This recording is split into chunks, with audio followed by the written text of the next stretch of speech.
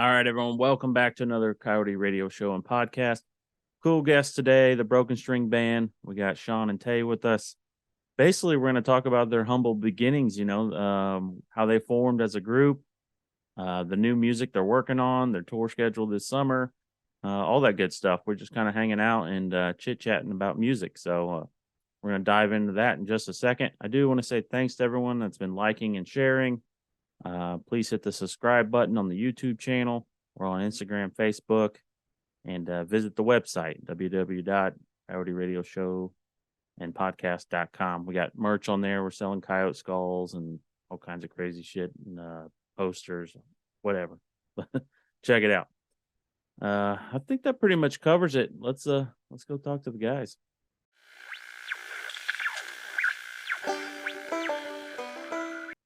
All right, another show here. Sean and Tay's with us of the Broken String Band. I gotta say, guys, I'm new to your music, and I'm a fan already. Basically the first song I've heard, I believe, is one of your new ones, Nightmare Ballad. That's out. You got a music video for. Mm-hmm. Great tune, a lot of energy, great video. Whoever did the editing too. But first time being on, can you just take us through the journey, how you guys formed and came together and, made this group? To answer your question, our good friend Alex Seibert shot the music video. Yeah, he's incredible. Yeah, we've been friends since like middle school. Yeah, and that's kind of where the story starts too. Sean and I met. Was it early high school for me, late middle school for you? I'm pretty sure we met at a Seether Saving Abel concert. Yeah. We were kind of into like the weird grunge, like Seether, 3 Days Grace, like Atreyu, new metal, stuff like that. We were super into that back then. But yeah, we met in like early high school, and we used to always go camping at this place we called Larry's, which was behind the fire station next to the daycare, and we would always just go camping there, and we would always build a fire, and Tay played guitar, I played guitar, I sang. I was like in chorus in middle school, and I joined chorus in 7th grade because of a girl.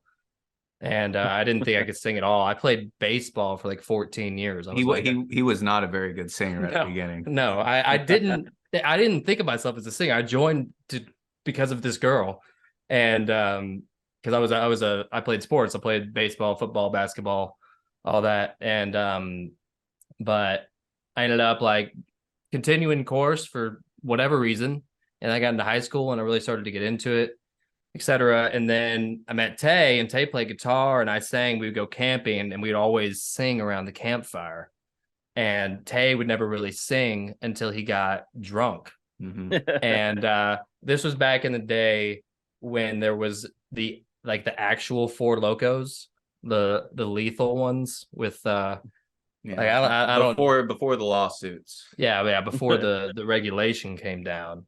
But we would drink Four Locos because we were 17 years old. Yeah, and this was about 2009, 2010, and and Tay would finally start singing. And what we would do is it would get to a certain point in the night that we would deem as the peak, like the climax of the evening, and that's when me and Tay would take a 5-second chug of our Four Locos, and then we'd sing Wagon Wheel. That's almost the bomb, man. It's still one of our favorite songs. That song is one of the greatest songs ever written. It was overplayed and Darius Rucker ruined it. But the original OCMS version it's an anthem, man. It really is. And it's an emotional connection we have too. Yeah. But we would sing Wagon Wheel and Tay would sing the lower harmony, and we did the 5-second chug so it would hit us like right in the middle of the song. And that's what we would do camping. That's how we started singing together. Yeah. And then Tay graduated a year before me, and Tay went to Alabama for a year. And me and my friend Ellen went to visit him a couple times. But and in that time I actually met our friend Tim, and we kind of started a band that Tay kind of automatically joined when he moved back. And that band moved to Athens. That band was called Man-Made Mountains. And that's like way back there. We actually, there's should we tell him about Katie? Like we're telling the story. No, probably not. Oh, okay. Talk about the band in general, and Sorry. that's where we well, especially where Sean got started songwriting and where he kind of became a folk musician, I guess you could call it, just sitting around with a guitar on a river or by some body of water. Yeah, we would get out of high school every day and go play music and do other things in the woods. And that yeah. And then yeah, so we obviously gravitated towards the acoustic instruments because you can't bring a freaking Marshall stack out by the river, you Right. know. So and then Tay had a band. So we moved to Athens, Georgia. Mm-hmm. I kind of went to college there for a little bit. Tay did too, but we were really just playing in a band and living in Athens. And Tay had a banjo, and Tay was actually the first banjo player in the band. Okay. My grandma had bought me a banjo because she's always loved bluegrass and country music, and I started out playing, and I just didn't want to get around to learning the finger picking style. I was still just mostly using a pick on a guitar back then, and then kind of when we were starting the band, Man-Made Mountains. I don't know how we got around to it, but Sean was willing to put in the work to learn how to play the instrument. Well, what it was is I had the idea for a banjo cover of "Snow" by the Red Hot Chili Peppers, like the. That's the first song I ever learned on the banjo was "Snow" by the Red Hot Chili Peppers, just because I had the idea to do it. And then Tay was always a better guitar player than me, and I was also more of a finger picker just in general on the guitar. I didn't really use a pick, so it just kind of made sense, and we kind of made the swap, and I kind of learned the banjo, and then yeah, I mean it took a long time, you know. I mean we really just kind of like fucked around in Athens for 5 years. Yeah. And then I'd say like the transition from this band, we were just a bunch of hippies smoking weed all the time. And then the combination of us moving to Nashville and then getting into bands like the Ava Brothers, Lumineers, this is all around that time. We haven't even told the Nashville story yet. Yeah. Well, we're I guess this is a good segue. Oh, hold on. Yeah, let's let him come in. Where so when you're saying you went to Athens, where from? Where's originally the home spot? So we both went to Collins Hill High School in Lawrenceville, Georgia, about 40 minutes north of Atlanta, off of 85. Okay. Very much a suburban, upbringing. Gotcha. And and we kind of, we met in early high school, we already told that story. But yeah. So, and then we moved to Athens, or Tay went to Alabama for a year. Then when I graduated high school, I moved to Athens and Tay moved there too. And we all lived together. Me and Tay lived together for 7-8 years. Yeah. But, and then after about 4 years in Athens in 2014, we moved to Nashville for a year just to kind of see what all the hubbub was about, Right. And seemed like the right thing to do. Yeah, it did. And I'm glad we did it. I took an internship at a studio while we were there, and I learned everything I know about recording, which was awesome.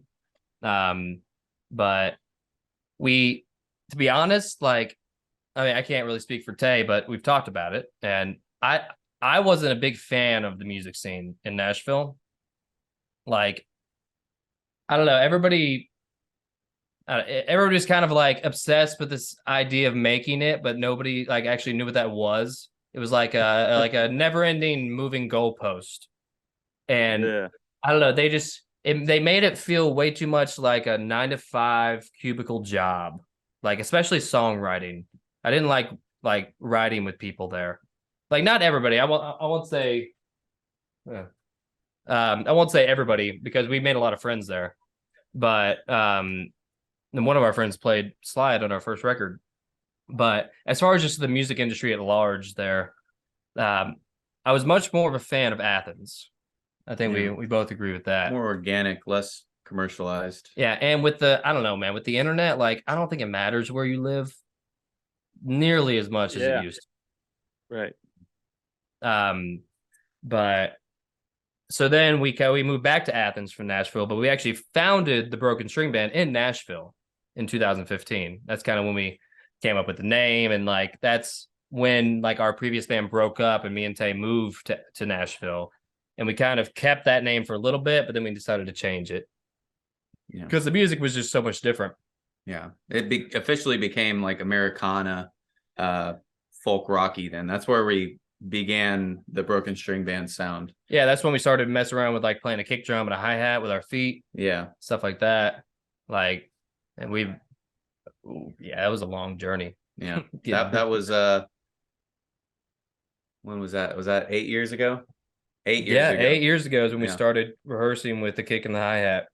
8 years ago is when we formed the string band. Yeah. Yeah. How many members are there now? Because there's a lot going on in the music. Like there's so many instruments going on. So our first record, I wouldn't say even at the time it was recorded, our first record is not a great picture of like what the Broken String Band actually is. Like if you were to go see us live, like the first record has like a horn section on it. It's got a keyboard, and it's got obviously the full like string ensemble. Right. And for the album release shows, yeah, I could close the door if you don't mind. I told you to open it because of the internet, but yeah, sorry. But when we did the album release shows, we played live shows with a full string ensemble, keyboard player, and it was awesome. And if we play bigger shows, we'll probably bring that back, but it's just not feasible financially to do that right now. But for that record, like we really recorded that record in that way because we had the opportunity. Like we could spend as much time as we wanted in the studio, and we did a bunch of experimenting with all sorts of different instruments, different things, and just very much produced that record. And I'm glad we did it because I think a lot of the songs like turned out really cool on the record, and we play them completely different live. That's what's cool about it. But I also don't think we'll ever record a record like that ever again. Like our new record is much more stripped down. It's but it's still got like the energy. But as far as the instrumentation, it's really just banjo, guitar, bass, and fiddle. That's but awesome. so to answer your initial question, there are 4 members of the Broken String Band right now. We have I play the banjo and I sing and I write songs. Tay plays the guitar and he sings and he writes songs. And then we have a bass player and a fiddle player. Okay, nice. That was a very long-winded way to answer that question. Hey, that's the beauty of this show. There's no rules. Yeah. Whatever it takes, it takes. I just felt like I needed to explain like the first record because I love that record, but it is very different. And in hindsight, it's kind of like, why did we do that? Like, I'm glad we did it like that. I'm so glad because it's so cool, I think. And that's all we knew too. We didn't really know about there were producers doing stuff like they did back in the old days with no auto tune, record on tape and everything. Thought that was a thing of the past, I guess. But I really just wanted to, because we've done both sides. Like we're working on a new record right now. We've already done half of it. Next month we're going to record the other half, and we're doing it completely different. We're doing it pretty much live, except for the vocals. And there's not like the producer is super old timey, so there's not much correction or anything. It's very nerve wracking to record, especially when you contrast it with the first record where we could fix anything. But it's really cool because the first record was very produced, track by track recorded, except for 1 or 2 songs. And then the new record, what we're doing is completely opposite. So we've done both sides, and I think where the future of the band's going to go, and the sound we're trying to cultivate, and just what we're trying to do, like with records, will probably gravitate more towards the way we're doing it with the new record, as far as recording it live, not adding a bunch of stuff, just kind of letting the songs speak for themselves, with we've been learning a lot about leaving space in records. That's something that we didn't really do a good job of in our first record, I would say. We filled a lot of the space that was there, which we did. I mean, I probably did because I have like ADHD, and I always want to be stimulated by something. But I guess we kind of did it like because we felt the need to. But working with the new producer, that was one of the first things he pointed out was we need space. You need to understand. And like the first day in the studio, we sat there for an hour just listening to records. And I was just sitting there like, man, I'm paying for this. But old 50s country records, like Marty Robbins, like stuff like that. Statler like Brothers. yeah. But in the end, I was like, I completely understand why he did that, because he was trying to instill in us, like, listen to the space in these records, listen to how they could have put something there. They could have put a little guitar lick there, a little fiddle run, whatever it might be, but they didn't. And they just let it breathe. And that's what we've been learning a lot with the new record. And it's going to be a lot different than the first record. Mm-hmm. But I think people are really going to like it. I think they're going to, it's probably more of a record that you would expect from a band called the Broken String Band, Right. And I think Tay would agree that the songwriting on the new record, I love the songs on the old record, but I think the songwriting has come a long way. Mm-hmm. And it's been refined over the last almost decade. So obviously, as we've gotten more mature, the songs have matured. The songwriting craft we've been working on is getting better and better every year, and it's kind of culminating in this current album we're working on. So. And you know what? With the next record, we'll probably look back at this record and be like, what the hell were we doing? That's the plight of the artist. You're never satisfied. Well, it's not even that, man. If you don't do that, it means you're not getting better. Mm-hmm. So, yep. And you always got to get better. Yeah. From what you're telling me, I like the idea of that. I love the live cut, do it yourself attitude. You can capture things like that. It's like a moment in time or space. You lose that sometimes in studio records, but it's just personal taste with some people. But I like the arrangement. You guys having like 4. That's a great combo. It's a classic combo, banjo, fiddle, all that good stuff.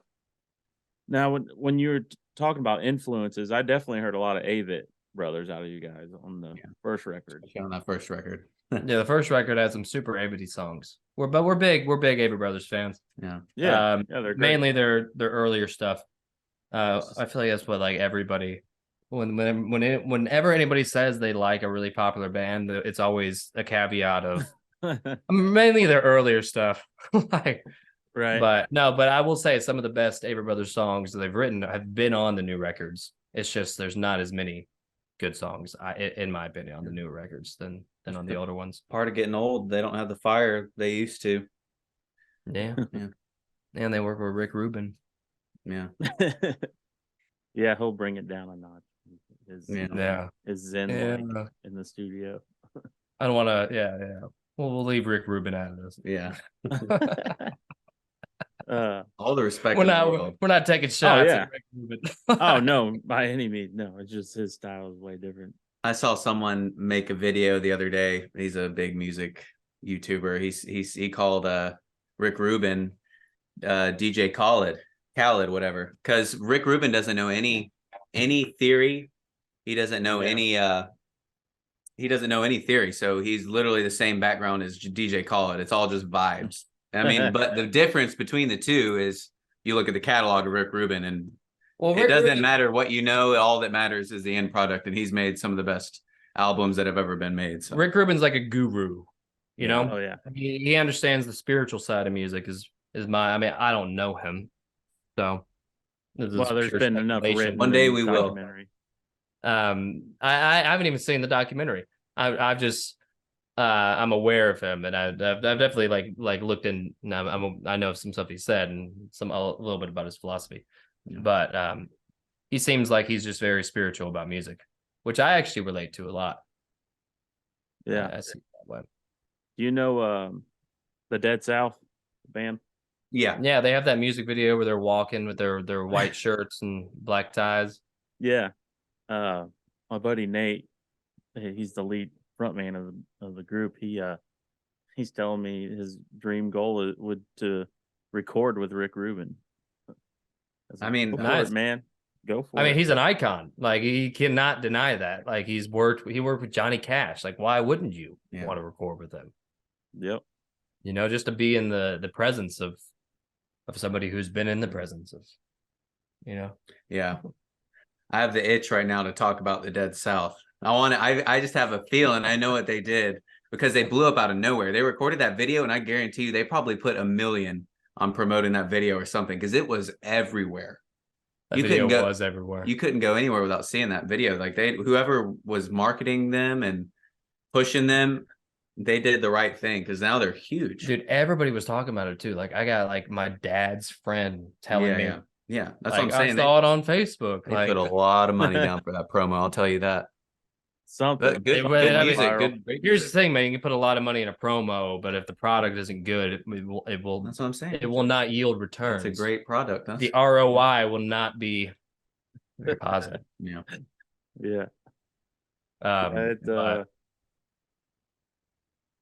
It's funny you mentioned all them earlier bands too. I grew up new metal. You know, I've seen Atreyu play. How old are you? I'm 36. Gotcha. Yeah, 30 and 29, so we're not too far behind. 28. 28? Yeah. I'll be 29 in May. He's a little baby. I grew up on, like, you know, a little child. The Deftones. System of a Down. They're System of a Down. Oh man. System of a Down. I have a shirt. It's the Toxicity album, was my #1 album for a long, long time. And funny enough, that's Rick Rubin as well. And that's what I loved about that album, was how unique it was and how it stood out from all the other new metal albums, all the new rhythms in there. And that's kind of like what we're drawn to too. Like, our music's very, I mean, without sounding pretentious, it's very kind of weird. It's not like other string bands or other folk rock bands. Like, there's a very eclectic sampling of sounds going around. We don't respect boundaries very well. Yeah.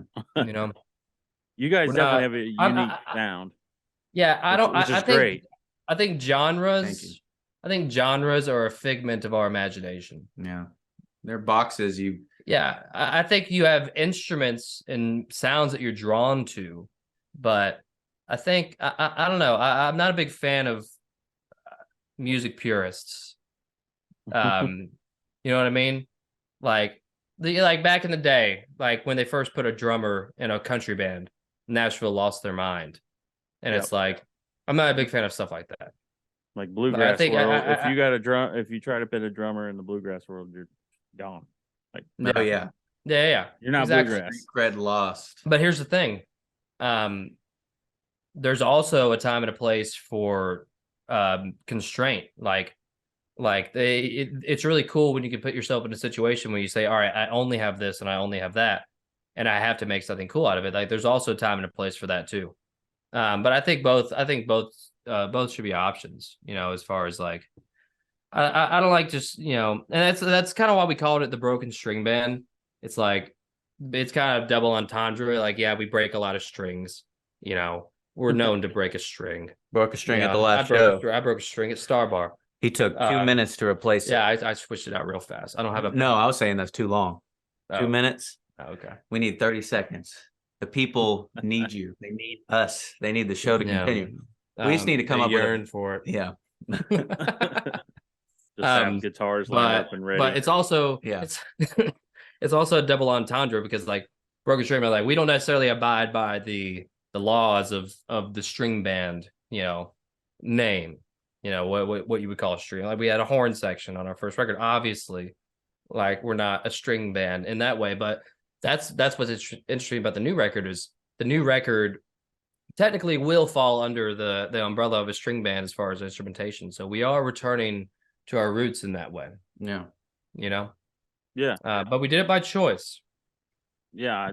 I like the edginess to it. That's probably because you guys have a little bit of the metal background, and it's like 90% of the bands I talk to on here, or at least stuff I'm drawn to. all start with some sort of metal punk rock beginnings. Really? Oh yeah. Yeah. Even- Well, Even the Avett Brothers. yeah. Their first band was Nemo. It was a metal band. And it's, I guess, maybe sacrilegious for the brand of this podcast, but I mean, I know you don't strictly interview string bands and bluegrass. I know you do. I think it's like country primarily, right? Anything that's rooted in some sort of country is fine. Pretty Yeah, much as long as it's not like hip hop or.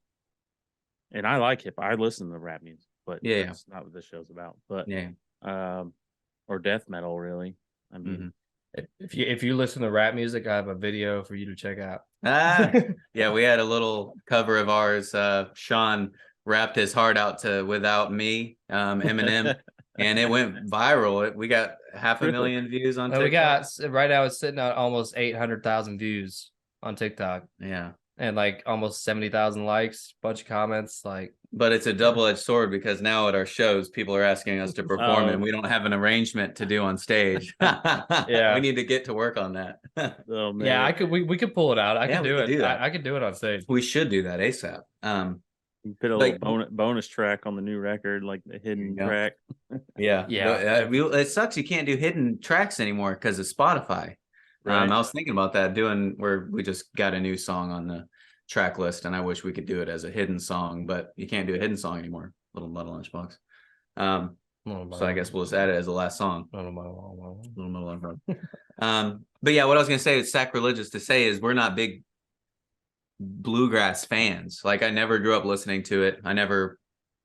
In fact, I hated country. Until I was a teenager. I hated it growing up with my grandparents playing it all the time. Come on, country music podcast. Like, hey, now I love it. I hate country. It came around. Now I am in love with country, and I'm learning a lot about the history, especially ever since 2020.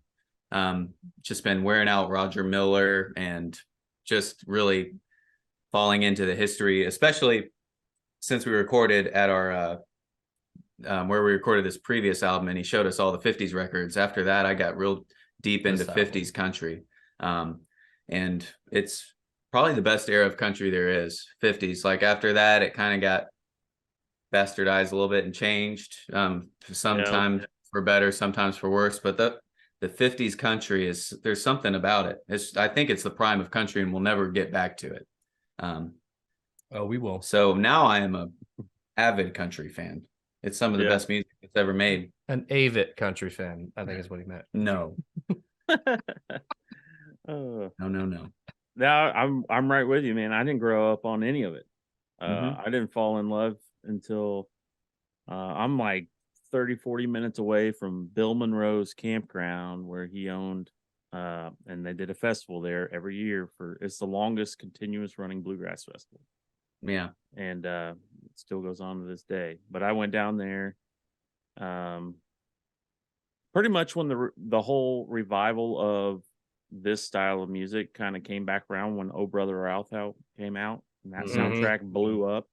That really is what did it, isn't it? That's one of the key things that like restored like interest. That and Mumford and Sons. I feel like were the two big. Yeah, that was like 7 years later. But 2001, what Gillian Welch and David Rawlings and so good. Willie Watson and Old Crow Medicine Show, they were all that big. And I guess a little bit before that, Whiskey Town in the late 90s, that put acoustic music and country, put it back in motion. Yeah. Because it was dead in the 90s, if I recall correctly. Yeah. Grunge owned everything in the 90s. Yeah. There's obviously 90s, like the 90s country. Tim McGraw. Alan Jackson was huge. See that stuff, I don't care for too much. Like there's some songs here or there, some great writing, but that's kind of the whole Nashville thing where it's just like 10 different writers trying to come up with this catchy line. The lyric content has like no substance. It's just like, grab me a beer, let's sit on the tailgate, and fuck yeah. It's like, okay, that wasn't a cool song. Yeah, that's but not originally. Yeah, I grew up on Tim McGraw and Alan Jackson, so I'm a little biased. I do like Tim McGraw. I like Alan Jackson. Love Alan Jackson. Love Dwight Yoakam. Dwight Yoakam's awesome. Yeah, there's some good Maybe I apples. shouldn't say. I should say like late '90s into 2000s. 2000, late 2000s is when it actually became the worst genre. That's when they introduced rap beats. That's when they introduced like very heavily the trucks and the beer and the bonfires. And that's I remember when it happened. I was in Alabama, and I remember the country music just got worse and worse. Florida Georgia Line stuff started coming out. Georgia Line. Oh my god! I remember when So that freaking song "Chew Tobacco, Chew Tobacco, Chew Tobacco." Blake Shelton. I remember when that came out. I think it's Blake Shelton. Man, I was so mad. I was just so mad because we were like doing stuff at that point. Yeah, yeah. Like we were trying to be country musicians, and I listened to that. I was just, and then you look at, how popular it is, like where it's at, like who actually likes that song though. I'm sure there My is mom does. a lot of people that do like it. I'm sure. My mom does. That is a little bit scary. I've gotten into fights with my mom. I asked her, I've picked her brain about it. And my mom, my whole life has been, she listens to whatever is on the radio. She never like goes back and like listens to her favorites. Like she is not a huge whatever's on is on. Yeah. She's not a huge music fan. Like if it's catchy, she'll like it. Here's the thing: nationwide, most popular restaurant voted the best restaurant was Taco Bell. So can't argue with that. Democracy. Yeah. Here, this pretty much sums it up for my podcast. I got these little posters.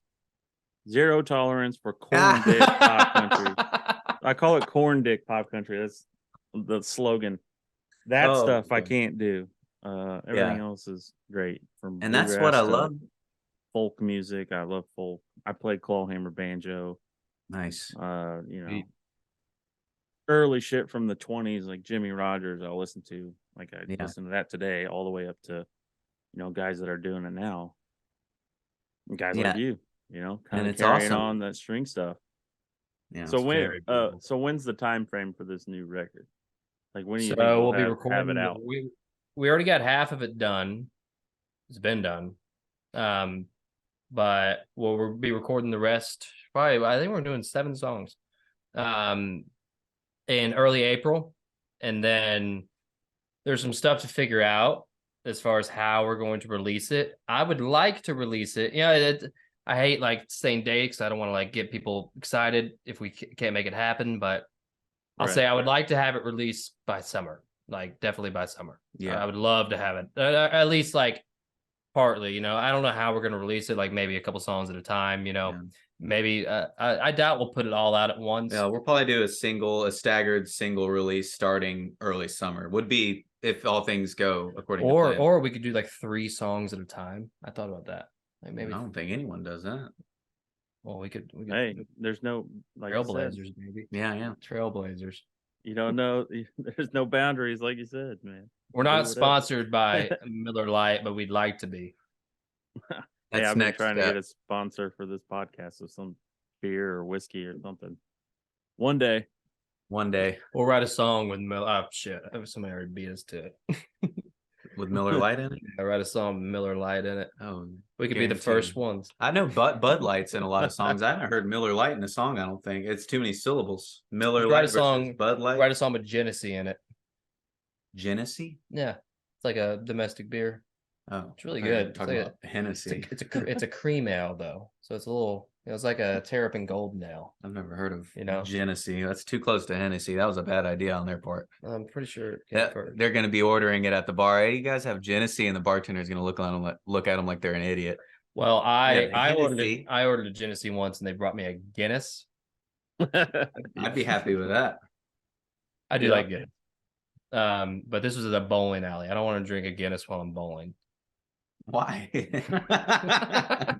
That's like the perfect time to grab. Yeah, right. Guinness is light. It's not as heavy as people think it is. It's as many calories as a Miller Lite. You're right. You're right. I'm a health freak. I know the calories on everything. Teddy is a freak. So when you get this album done, what's the plan after that? Are you gonna tour behind it, or you got some stuff to work out, or just kind of stay local, or?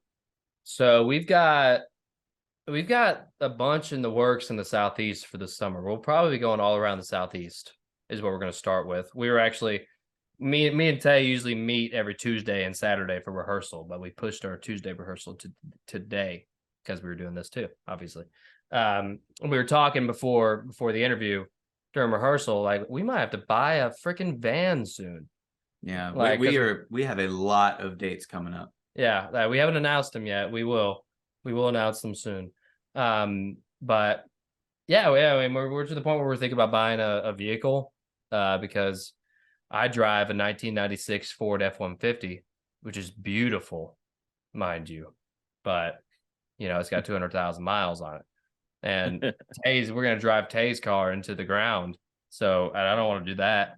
So we might be buying a van soon. We talked to this one guy. He said he wanted a Toyota 4Runner in exchange for it. We don't have that, so if anyone we'll have to figure something out. If anyone listening to this has a connect with a cheap but somewhat reliable, I can do the mechanic work. Yeah. We just need a good engine. We need good bones. Yeah, we want a van. Maybe a 7.3. That'd be sweet. All right, you heard it, everyone. Yeah. But yeah, no. So we'll probably be making more music videos.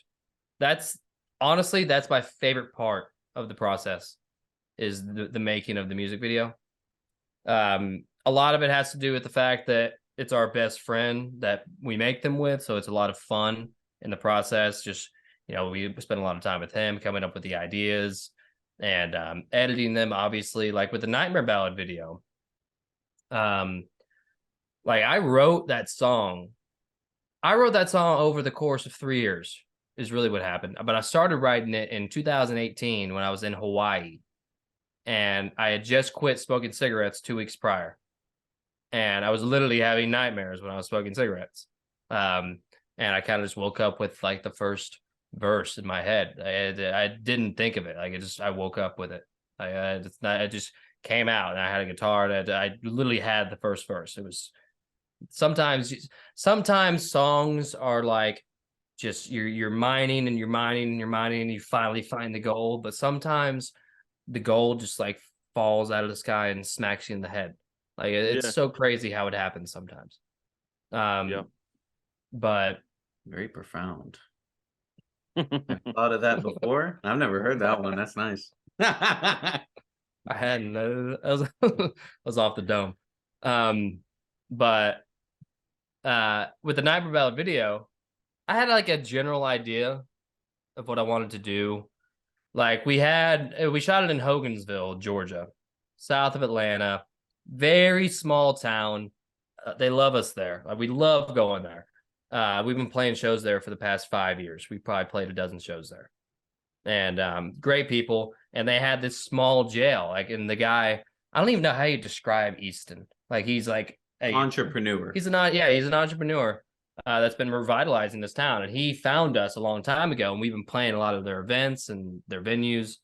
And they had that jail from the video. It was one of the first things he said. It was like, "Hey, I got a jail. You got to shoot a music video in it." I was like, "Sweet, yeah." And then years went by, and we recorded with Mark and did Nightmare Ballad. We were about to shoot a music video. I was like, "Yeah, we're gonna go shoot the Nightmare Ballad video in the jail. It's perfect." And then there's like the old hotel. We actually stayed in that hotel while we were there, but we shot it in the lobby. And then like the train scene by the tracks, like it was all like very much a creation of the moment. Like we couldn't really plan it because like the whole video is a dream, and it's supposed to be kind of sporadic. So there was really like all we had planned was the locations we were going to shoot. Like we didn't have anything else planned really. We just kind of shot everything, like anything we could think of, we shot. And then me and Alex spent like 2 months going through the footage. And there was like probably 6 different versions of this music video as far as like how it was laid out. Like the story was different every time. Like we had a different intro, like we had a different ending. No, we actually didn't have a different. The ending was, I'll say this, the ending was the only concrete idea throughout the whole video. I always wanted it to be like it ended with like you wake up and I'm the sheriff. I'm the one. Why? And the prisoner is the song is the prisoner screaming at me while I'm sleeping. And that's like, and you kind of, when like you hear your alarm while you're waking up and it incorporates itself into your dream. Like The Right, song right. is the prisoner screaming at me, and like I love the idea of making the song out to be like the ramblings of like an insane prisoner. Um, I don't know. It just felt appropriate, but because this is what I said in the flagpole interview, and this actually does describe how I feel pretty well. Um, the reason why I like that so much is because of that Paul Simon line. Um, the words of the prophets are written on the subway walls. It's got that kind of vibe for me as far as like why I wanted that to be and I don't even know like how much that comes across like as the average person. They probably don't even realize that. Maybe they do. I don't know. I don't want to underestimate people, but that is what it means to me. Like that's why I wanted it to be like that. Right. But Well, yeah, I that think whole video, it was so interesting because it was so nerve-wracking to shoot because we just didn't know if it was going to turn out good. We were just shooting a bunch of random stuff. But I'm very happy with the way it turned out. Yeah. And we'll probably be making more with the rest of the new songs. Yep. So stay tuned. Yeah. Good Yeah, deal. stay tuned. Well, guys, I really appreciate you coming on and filling me in on everything. Like I said, I'm a fan now. If you make it through the Midwest, I'll come to the show and come hang out. Where are you exactly? I'm in Indianapolis, We were south just side. Yeah, we were just talking about going there. Yeah, right? we might be doing well, I think we're going to Virginia in June. We're thinking about going to popping Illinois. over to Illinois Then or that area. maybe Indiana. Maybe Indiana. Who knows? We'll see. We'll see. We might be there soon. Yeah, check out Duke's Indy. That's my little home spot. They do all kinds of. Cool. It's a honky tonk that we got, but it's not strictly just honky tonk. But they do folk. Write They that even down. do a little bit of metal. Any sort of country. It's definitely a cool spot, man. Dude, I'll say this: some of the best shows, or one show, but it was one of my favorite shows we've ever played, as far as like the audience and how attentive they were. Was we were one of 5 bands at Caledonia Lounge in downtown Athens, and the other 4 bands were metal bands, and we were a folk band. Like, but it was such a great crowd, and that was back when we had a drummer, and we had like drum solos in our set. Like we got pretty crazy live, and we'll have a drummer again one day. We just don't right now. But we got pretty crazy live, like with a lot of energy. Right now, I play the kick drum, Tay plays the hi-hat with our feet. We make do. But We still get rowdy. Yeah, we do. We still get pretty rowdy. Not we can't get as rowdy. There's some things we just can't do. We get as rowdy as we can. We try to put on a show. We don't hold back. Yeah. We certainly don't hold back. But we'll have a drummer again soon. But yeah, the metal concert goers are very attentive listeners. I'm a big fan of that crowd. And I would actually be down to play some more shows with metal bands. I think it'd be cool. Sparingly, yeah. Yeah. Yeah. Like if we could get like That'd be System cool. of a Down and we contact them. Have you guys heard of Larry and his Flask? Yeah. I have heard of them, yes. Yeah. I haven't heard any stuff though. You guys remind me of them, or at least your last album, anyway. They're no longer together. The main guys branched off and done some other stuff, but might look at them. Definitely high energy, came from like ska punk backgrounds, but then they throw in all these harmonies and horn sections with string music. I mean, we have one song off of that record that is a ska song. Like we literally have a ska song.